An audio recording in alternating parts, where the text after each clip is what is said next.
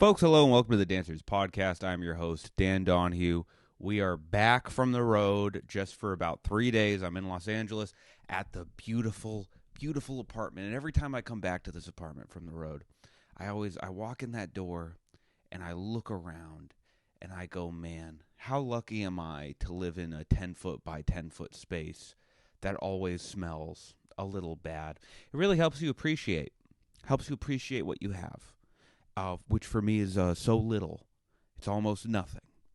But, I walk in that door and I look around and I realize, man, other people have parlayed their social media success into hundreds of thousands, sometimes millions of dollars. And instead, I perform stand-up comedy to 26 people at the Plano House of Comedy, which is where I was. Great club, great management. One of the shows, a woman pretty much out of nowhere. I think I was talking about guns, which you can't not talk about guns in Plano because everybody has one. Everybody has one. I would ask the audience, does anyone in here have a gun? And everyone would clap. And the people who didn't clap, I think, are just concealed carry, right? They don't keep it very concealed out there. But some of the people were just guns. Sometimes a walking gun would just come in. The whole back row was just filled with howitzers. But this woman just started yelling Trump 2024 throughout the entire set, which I was expecting kind of more of that, to be honest with you, in Plano. They were pretty relaxed. And she was doing this thing that some people when they get affiliated with politics, because here's the thing, everybody has a lot of very interesting motives and motivations, and a lot of them are subconscious, and that's really fascinating. It's fascinating what drives people. And some people with politics, there's this weird sort of sexual drive behind what they like. A lot of moms during Obama wanted to have sex with Obama. That's just the truth. There was a lot of, especially suburban moms, who were like, this fills maybe a weird fetish that I have in this way, but also I'm a Democrat, so this kind of works in both ways. Trump has sent that into such overdrive, where I was like, God, all the people who support Trump all seem to want to have sex with him, men and women. There's this very strange psychosexual thing going on with Donald Trump. And she was just like, well, yeah, what's wrong with that? Nothing's wrong. That's how you should decide. That's how you should decide who gets elected president. Whichever candidate alivens some really strange sexual urge that you should have worked out in therapy, that's who you should vote for. But another thing that happened on the road, and by the way, the shows were really fun. The shows were small, and also I'm being funny right now. I'm very grateful that people would come out. Even the woman who yelled Trump 2024, she did leave halfway through the show. And I'm sorry that I didn't give her the show that she wanted, which I guess was just me talking, and then she would yell Trump 2024, and then I would look over at her and be like, good job. Oh, you're so smart, aren't you? Boo, boo, boo. I'll be the father figure you never had, you dumbass. Anyway, but another thing that happens is one of my favorite things to do doing stand-up comedy on the road is I like to look up Google and Yelp reviews of the club, because sometimes the Google and Yelp reviews, they're all about the ticketing and the drinks and all that stuff, and that's very boring. But sometimes they'll give a bad review because of a comic, and I love that. I really do love that, because sometimes it's a friend of mine that I know is funny, and so watching people's bad reviews of them, maybe there's a little bit of schadenfreude on my part, because I can be like, well, see, this guy is really funny, and some people don't like him, right? But also, sometimes it's just really fascinating. And I looked at the Plano House of Comedy after I left just to be like, oh, this is very interesting. And somebody left a bad Yelp review of my show, right? Which I'm dead honest here. the shows weren't very full, a vast majority of the people had a good time at the shows. Okay? The shows were not very full, but I have a good gauge of a small audience. These audiences were having a good time. People came up to me after. They were very nice. Of course, if you take a big enough sample size, which total maybe like 300 people came to like over the weekend, one of them's not going to have a not good time. And one of them's going to take to Yelp. And this guy came to Yelp and said, didn't mention me by name, but the date matched up. And he said, the comedians were not funny. He lies about the price of the tickets. He said, I wasted over $120 for 2 tickets, which is not true. That I do not charge $60 per ticket. The tickets were $25, which to me, I go $25. Honestly, if I had it my way, obviously it would be less, but it's like the club needs to keep the lights on and I need to make a little bit of money for the weekend. So to me, 25 is reasonable. They do have a 2-drink minimum, which he mentions after, but he made it sound like it's 120 for the show and then a 2-drink minimum.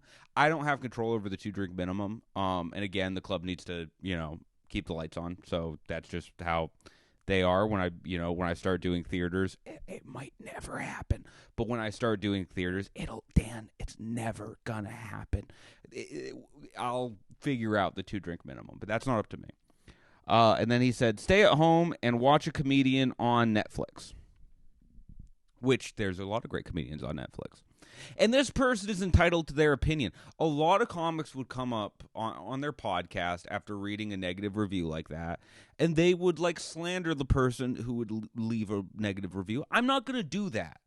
Okay? I believe in fairness. I believe in balance, and I can take criticism.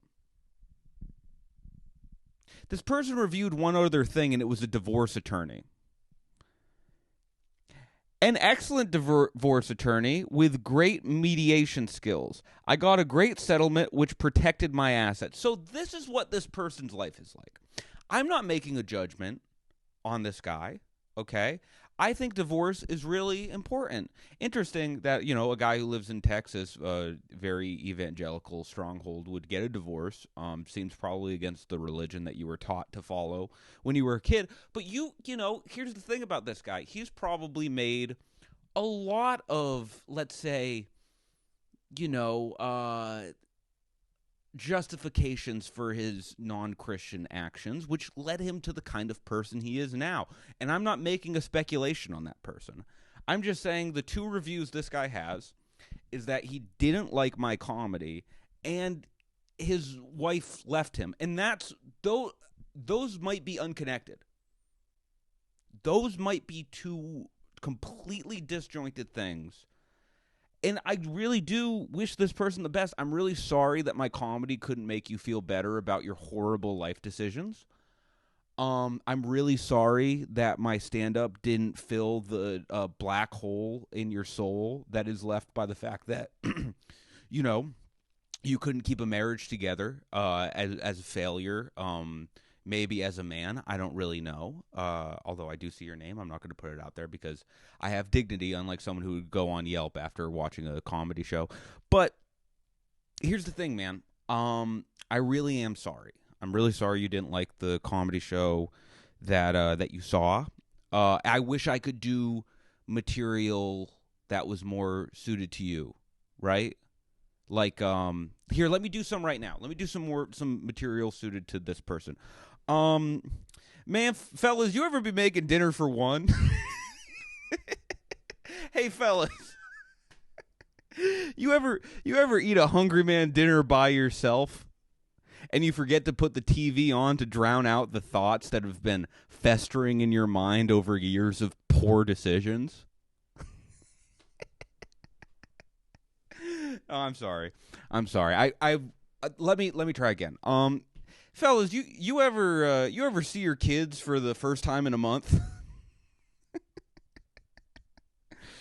No, I wish this person the best. Really, I don't mean to be rude to him, and hey, just remember you can keep some opinions off Yelp.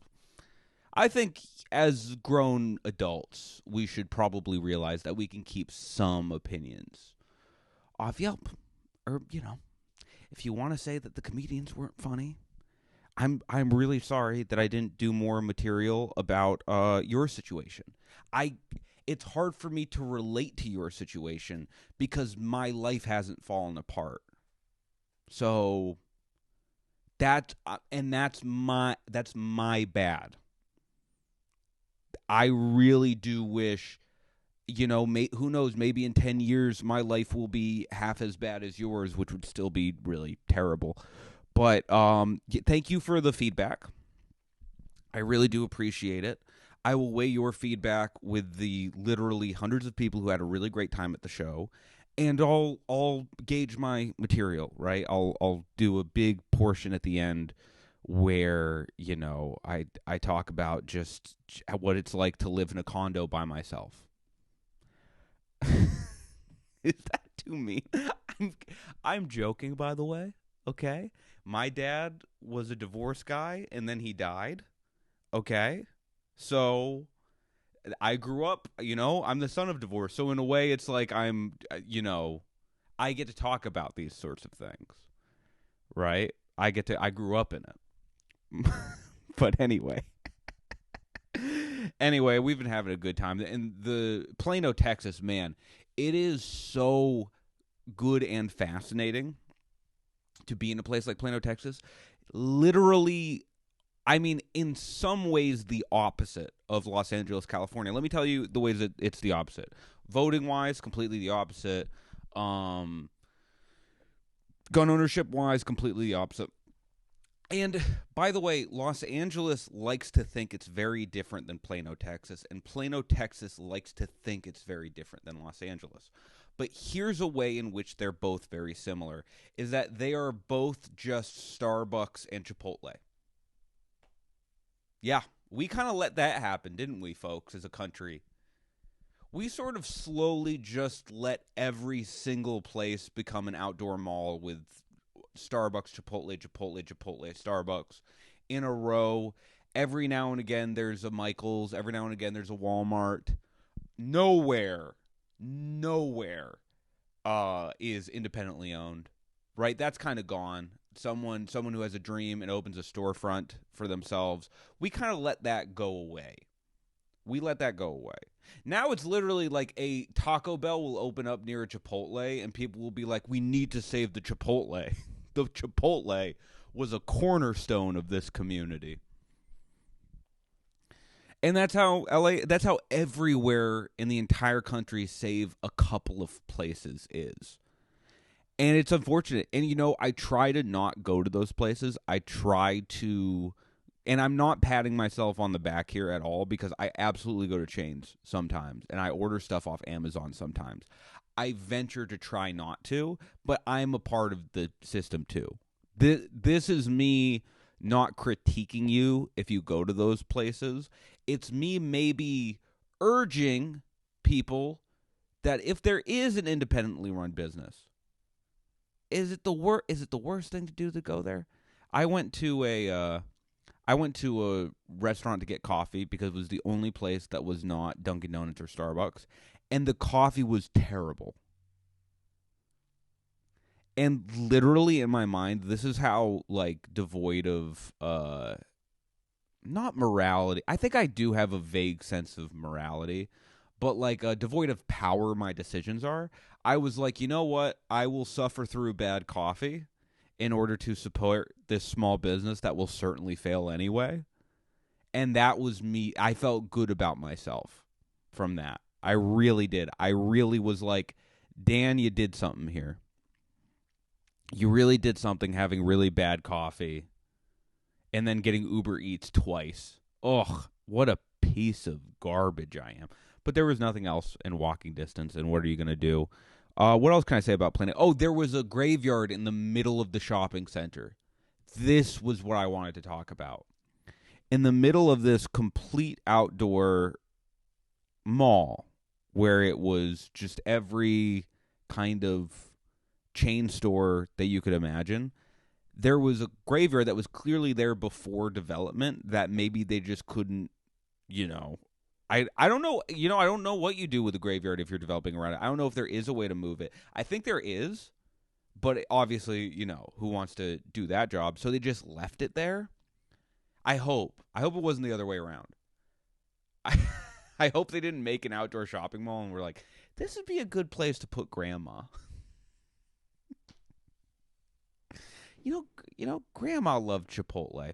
That's a firework or gunshot, one or the other. Who cares? It is what it is.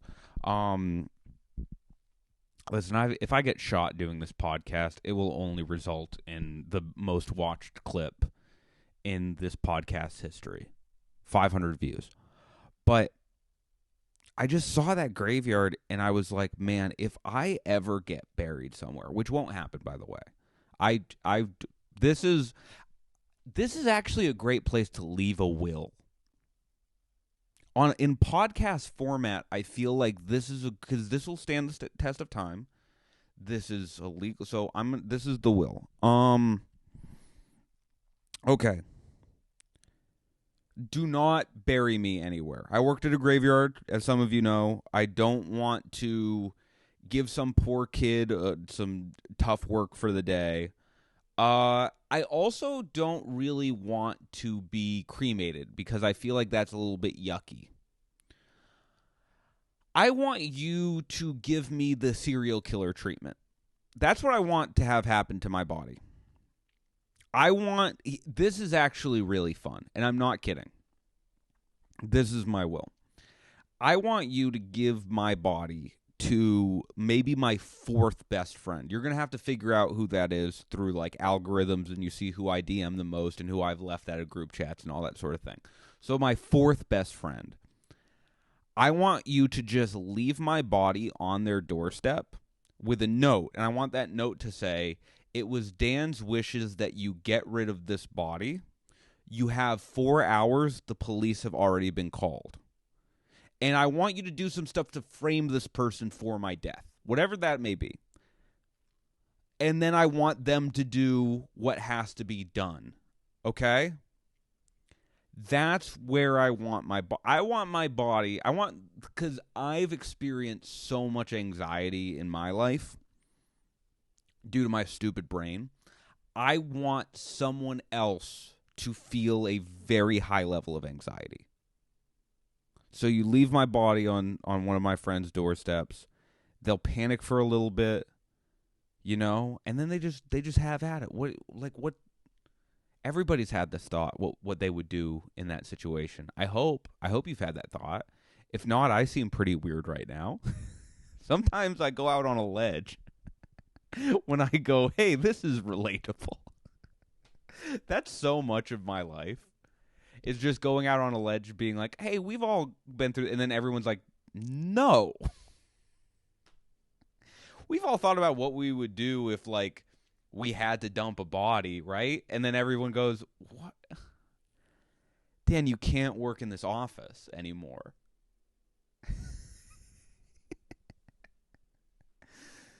Oh, it stinks when that happens, doesn't it? Because you're really, in those situations, you're really trying to reach out to people. You're really you're extending the olive branch of humanity and being like, hey, do you think maybe we could, and then they're like, we have very different lives and ways of thinking about things. But yeah, that's what I want done to my body. So like, it would probably end up like half cremated, but then they ran out of, kerosene. So like half cremated and half like garbage disposal. Oh, we're having fun on this episode, huh, folks? This is speaking of killers, damn. I've been watching these videos of, have you ever seen the videos where they put a camera on a cat's collar? It's awesome. Cats are so cute, and you can see their little paws in the video, and they often will just kind of go around a neighborhood and talk to each other and do mischief. This is what I do instead of learning. If you want to ask me, Dan, why don't you fully understand what's going on in Syria? I will say it's because there's cats with GoPros on their collars, and you gotta see it. But there's this one cat that's all the rage who is just mauling these other cats. Like, the owners put the camera on the cat being like, oh my God, wouldn't this be so cute? Like, oh my God, what do you think Freckles gets up to during the day? Do you think he has like a bunch of friends and he's having a really good time? And then they put the thing on the cat and they got the video back and they put it in, and Freckles is just like assassinating these other cats. Not that these other cats don't die, but they wish they did. They wish they did, because Freckles just rolls up on cats unprovoked and just attacks, like chasing them through alleyways and stuff. It's absurd. It must be what it feels like. I've always wondered this. What it feels like to be a parent and you find out your kid is a bully. That's crazy, isn't it? That's a crazy thought, because you got to really look at your parenting style and go, oh man, where did I go wrong? How many times did I have to turn my head while my kid was on the swing set for this to happen? Because that's like a crazy experience. But yeah, these poor parents. And by the way, I've said this often about cats. I love cats. I love cats. I love hanging out with my friends' cats. I find them to be so cute. I get along with cats. I find that I have a pretty decent connection to cats. Sometimes, I get in a little bit of altercation with a cat. You know what I'm saying? Obviously not physically, but sometimes our vibes just don't match, and I'll hiss a little bit too. Listen, if you're uncomfortable with me going over to your place and your cat is rude to me and then I hiss at it, yeah, maybe you should have raised it better. So I'm really sorry that you didn't do better with that cat. I really am. I'm sorry that doing whatever you were doing, instead of taking care of this animal that you pledged to train and protect, I'm really sorry that you just didn't have the time to do that. Right? Yeah, it was much more important to do those other things you were doing, right?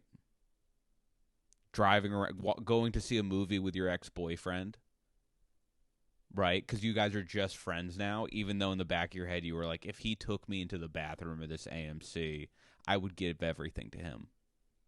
That must have been more important than Snowflake back at home.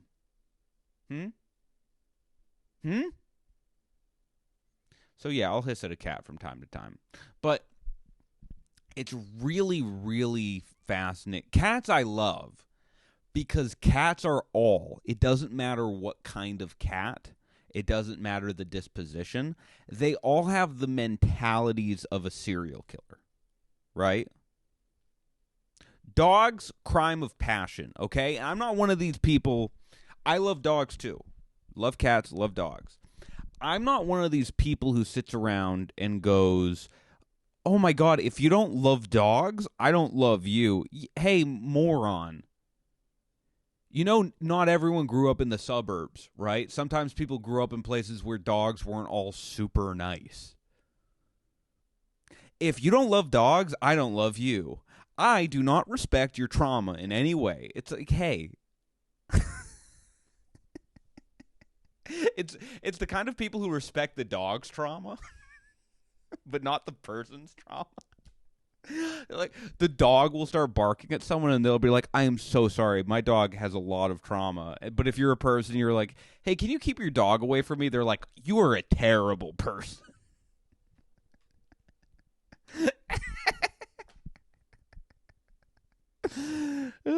Like, I started learning this because I was doing stand-up in Boston, which was the first time I was in a city for like a long period of time.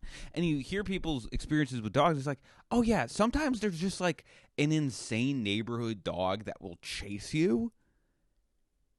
Just think about how traumatizing that is. Like, guy, that stinks. But anyway, dogs don't hide it though. Like, there'll be an aggressive dog, and they're just an aggressive dog. Cats are so good at just, like... Because there's a lot of characteristics of cats that are serial killer-y, too, right? They're very cute and cuddly when they want to be, when they need to be, when it's the person who feeds them. Very cute and cuddly. They're very clean, okay? Very clean, which is a positive attribute of cats. Also attribute of Who? Serial killer. That's right. Dexter was clean too. But that's why I love cats, is because they're these little bundles of love that want nothing more than to kill. Have you ever been playing with a cat and it's like going after the thing, and then you start doing some things with the toy that mirror like an actual animal, like you'll let it kind of sit for a second and you watch the cat kind of coil up and you kind of move it like it's injured, and the cat loves that. Cats want to kill, man. They do. They love nothing more. They love nothing more than their instinct to take life. Oh, talking about the kids thing. Like if your kid's a bully, I've been going through a lot of airports lately, and I never try to judge parents because I'm not a parent. I don't have a kid. I think it's a very difficult job. I completely agree with you. But some parents don't have their kids on iPads 24/7. Can I just say that? Can we agree? Some parents don't have their kids staring at a screen 24/7. So what that means is maybe some parents are working a little bit harder on paying attention to the kid instead of being on their own phone. What are parents even doing on their phones all this time, right? Like, you shouldn't be on Instagram like that if you're a parent. I get it if you're working. I truly do.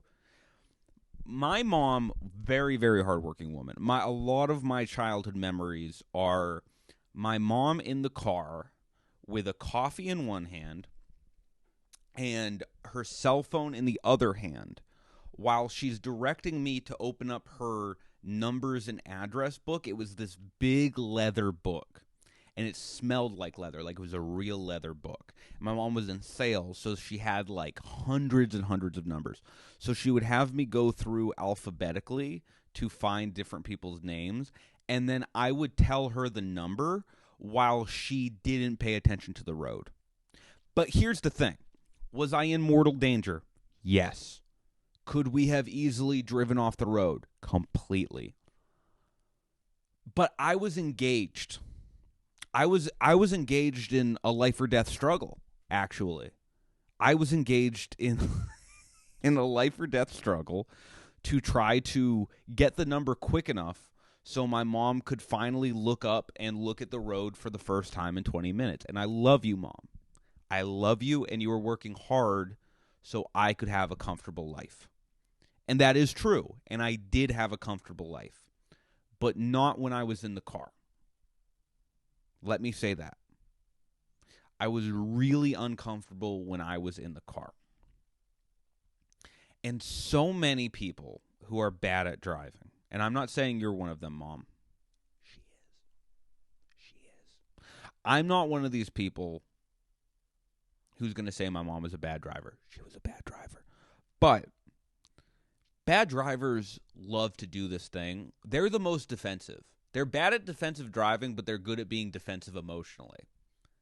Because if you tell someone they're a bad driver, if you go, hey, you don't even have to be that direct about it. You can be so gentle, and you can be so empathetic, and you can go, hey, I'm so sorry.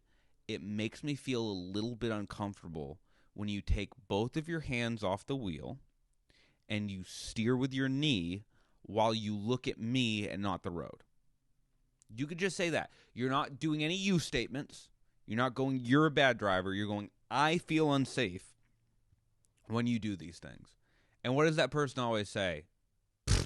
Oh, sorry, I'm driving. Sorry, I'm the one who's driving. Sorry, I decided to drive you. And it's like, okay, sure. You're taking me from our place to a bar. That's super helpful. That's super helpful to me to not have to drive to the bar with my own car. But if you were to ask me before I got in this car, hey, Dan, is your life worth this car ride? I would probably say no. I would probably say no. I would probably say I would rather stay alive than to sit in this passenger seat while you steer with your heel, the heel of your left foot somehow, because you're using both hands and both knees to do something else, to text. You're texting with every appendage. I would probably say, yeah, hey, I'll drive. But I didn't know this was going to be the situation where I got in your car. And then they always say the same thing, too. They're always like, listen, I never crash. I never crash. And then you wait a second, then they're like, well, there was that one time. Well, okay. There was that one time I did crash. But I was talking about iPads. You got to get the kids off the iPads because kids used to bother me. And I mean, like, literally, like the verb like the kids would like at an airport, kids would be running around doing complete nonsense. Like kids would be like running around like, you know, ruining people's days, stealing their that's what I would do when I was a kid. I would steal people's luggage. I would kick them in the shins. And that lets those people know how tough it is to have kids. But if your kid's on an iPad, people like me aren't understanding how hard it is to have kids. Like, if you were to ask me, hey, Dan, what's it like to have a kid? I'd be like, oh, I mean, the woman gives birth while I, like, you know, I do sports betting. The woman gives birth while I'm on DraftKings in the waiting room because I ain't going in there. There's no money line on that birth. If there was, I'd be hammering it. If there was, I'd be hammering in the under. I'd be hammering the under. Because you want to know why? My girlfriend's a tough girl, okay? And I know she's pushing that thing out like no one's business.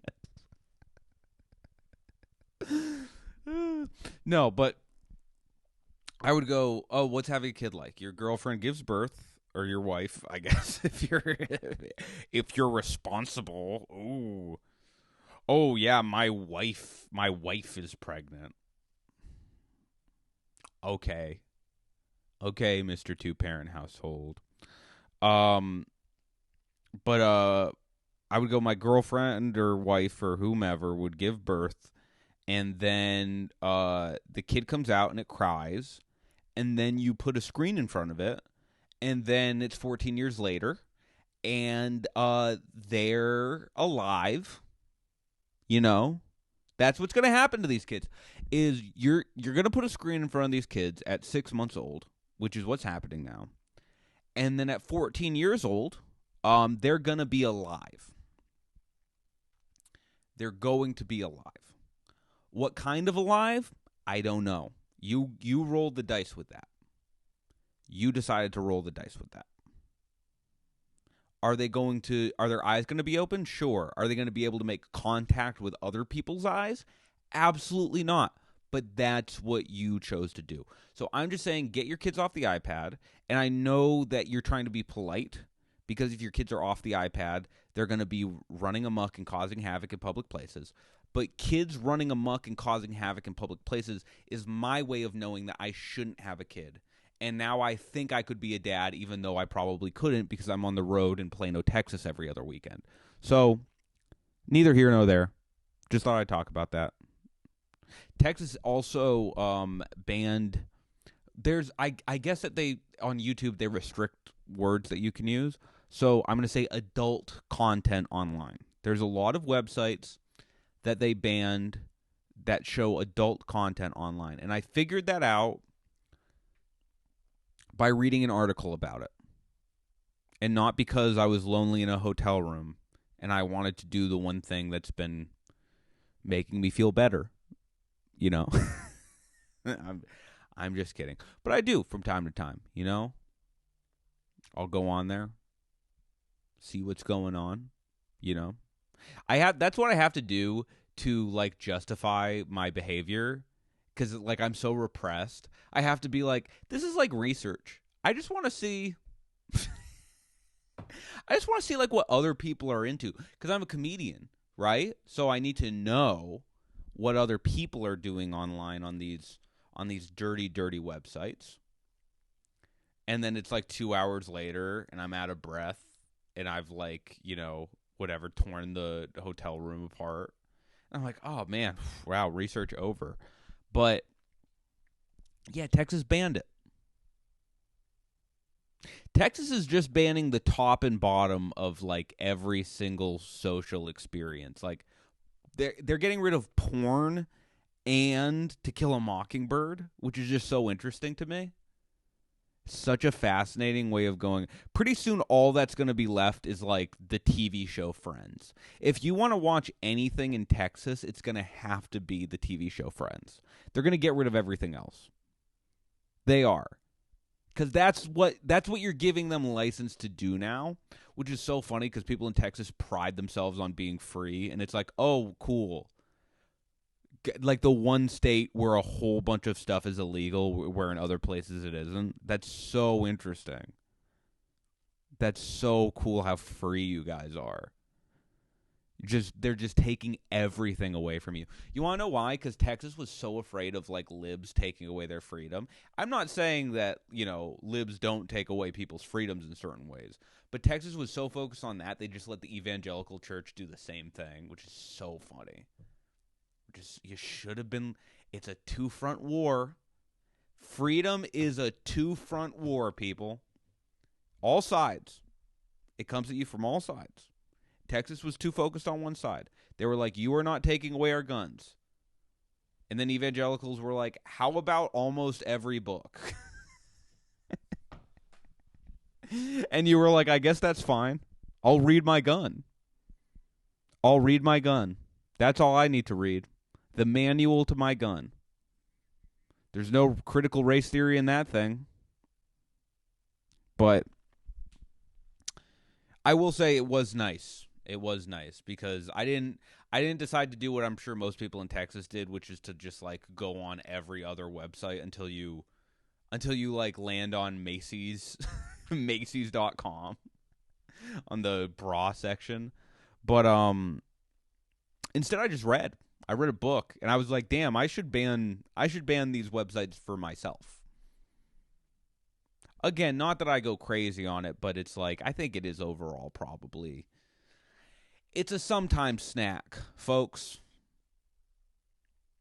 No shade to the industry. No shade to the people in it. But I think for most people, it's sort of like, it's kind of like Coca-Cola. Is a Coca-Cola from time to time fine? Absolutely. Should we be having it every day with every meal? Probably not. Should you drink Coca-Cola while you watch adult videos? I don't think you should be that happy, to be honest with you. I think there should probably be a limit on how happy you... Because if you put a ceiling on something, there's going to be a floor. Do you know what I mean? If you put a ceiling on something, there's going to be a floor.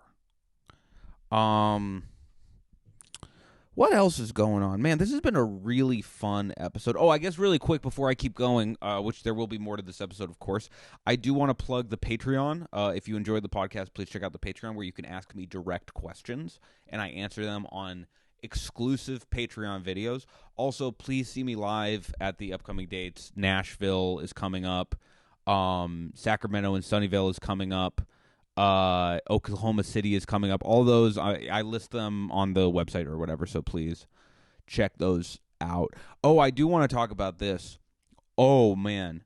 Sleep. Dude, it creeps up on you because when you're younger, sleep just does it. Sleep is something where you're just like, I'll pick it up when it comes. I'll pick it up. It doesn't matter where. Whether it's in my bed or on this like park bench for 2.5 minutes, I'll sleep and I'll wake up and I'll be fully rested and I'm ready to drink again. Now it is like, I feel like such a loser, but I think I just burned up all the nights that I didn't get 8 hours of sleep. And now if I don't have it, I can't believe it happened to me. Like, the other day, it was Saturday, and the other comics who were working at the show were like, hey, we're going to play basketball. We're going to play pickup basketball. And I was like, okay, great. I'm going to make a really good impression on these comics playing pickup basketball. I kind of forgot the fact that I am bad at pickup basketball. I play it only now and again. It's one of the few sports I do still play. It's that, and I do my little kickboxing and judo or jiu-jitsu classes. And that's a lot for someone my age, I will say. As you get older, people do like less and less things, right? People will do less and less. And it's unfortunate because it should be the opposite, shouldn't it? Shouldn't it be like the older we get, the more financial freedom we have, the more stuff we do? But unfortunately, our lives get so tangled up that we don't like take advantage of that. I kind of do. I will say that for myself. I stay rock climbing. I stay doing like kickboxing and jiu-jitsu. I'm really bad at both of them. You are not a badass if you do those things. Okay? Let me just let you know that. Let me say this very frankly. There's a lot of people who go to like boxing classes or Muay Thai classes or whatever it is. And they love it, which that's great. But then they think they're badasses because they beat up other people in those classes. And let me tell you something. If you're competitive and you're doing it like you're doing real Muay Thai fights, boxing fights, you are a badass. Even if at the amateur level, that's sick, that's really difficult, you're cool. That's badass.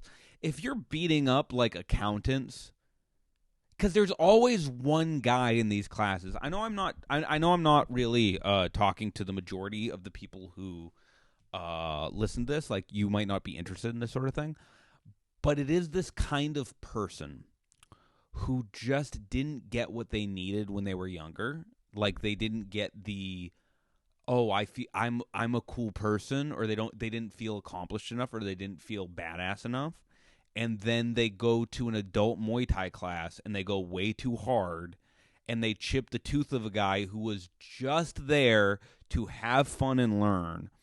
And let me just say, that's so much more embarrassing than being bad at it. Okay?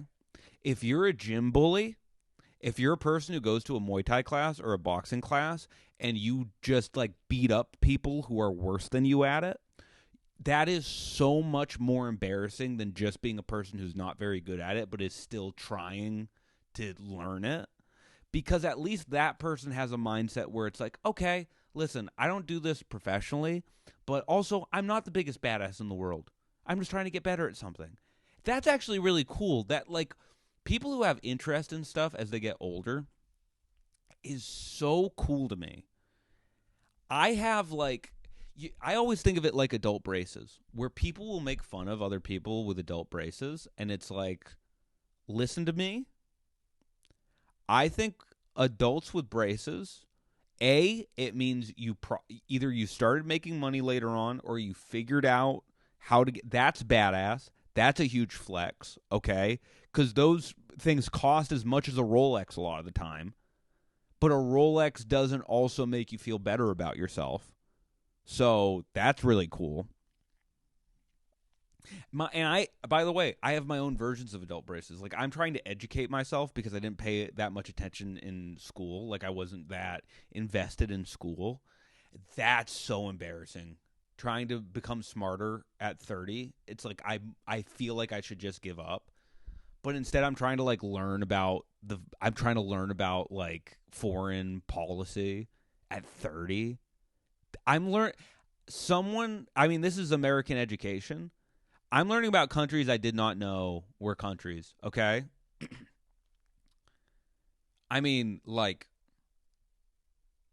This is embarrassing. Just know I'm not saying this as like I am proud of this. I didn't know about Libya, okay? I knew about Gaddafi just because of the way he died. That's the only reason I knew about Gaddafi. And now I'm learning all these things, but it's too late. Like, not too late as in, like, I should still be educated on this, but I'm learning about stuff way after they happened. So now I'm like, damn, Henry Kissinger, we need to hold Henry Kissinger accountable. Henry Kissinger was a monster, and we need to hold him accountable. And everyone's like, oh, he's already dead. And I'm like, damn it, he got away. Kissinger. I was so close to holding you accountable for what you did to Syria. A thing I learned about 2 days ago. Oh, man. But, like, I think it is nice, and I do realize why with age comes a little bit of confidence, just because you just understand your limits a lot more. You have to, because you have more of them.